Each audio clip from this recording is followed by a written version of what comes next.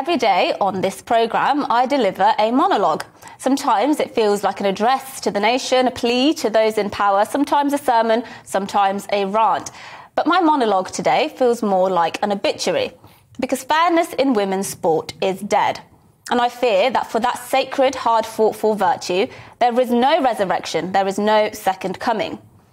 We wake up to the news yesterday that a transgender athlete is set to compete against some of Britain's leading women in a national cycling championships, taking on cycling heroines like five-time Olympic gold medalist Dame Laura Kenny.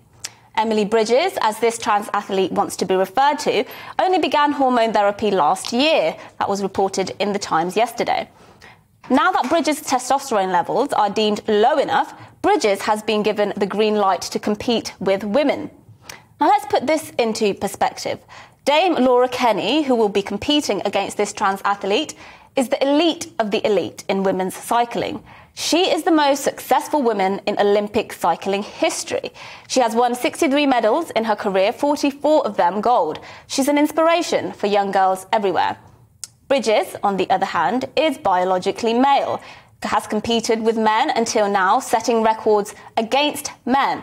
It's no surprise then that this person's record in the British Cycling Senior Academy is a whole 2 minutes quicker than the female record, which makes total sense because Bridges is biologically male and only started taking testosterone suppressants last year. For heaven's sake, I know people who've had long COVID, longer than this person has supposedly been a woman. Every sporting organisation holding the position that all men have to do is lower their testosterone and that this levels the playing field is committing the most egregious affront to fairness and justice in sport in this century. The scandal of allowing men to compete with women in the name of inclusivity makes every doping scandal in history look like a picnic. The science is clear on this. One study from last year by Dr. Emma Hilton, a developmental biologist, and Dr. Tommy Lundberg, lecturer in clinical psychology, looks at exactly this question. Does suppressing testosterone put male athletes on an even footing with women, or do they maintain competitive advantage? Well, they conclude that based on the long-scale studies they looked at, suppressing testosterone to levels accepted for female competition leads to a very modest decrease in muscular advantage. In other words, no, it does not make competition fair. That academic study, by the way, is published in the journal Sports Medicine for those who want to have a look. Another 2020 study published in the British Journal of Sports Medicine, the leading journal in sports medicine, makes similar findings. It finds that whilst lowering testosterone makes male athletes lose some athletic advantage, a considerable advantage still remains, even after the 1 year period, which is used as the benchmark for being included in women's sport. Look, the clue is in the name. It's women's sport, not he who feels like women's sport. So, as we watch the slow death of fairness in women's competition, we lose with it hard-fought-for protections for women and girls in general.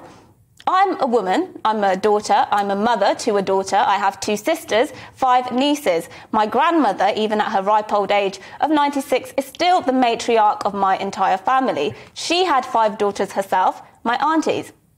Me caring so much about this issue is not about self-indulgent headline snatching or clickbaiting.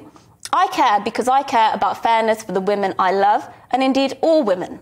In fact, anyone who cares about justice and fairness for women in their life, about allowing them to achieve uninterrupted in their own right as women and having their hard work and achievements respected, should care about this scandal. There is still hope in reviving the common sense, the rationality, the fairness and the justice for women. But I have to be honest, the vitals aren't looking good.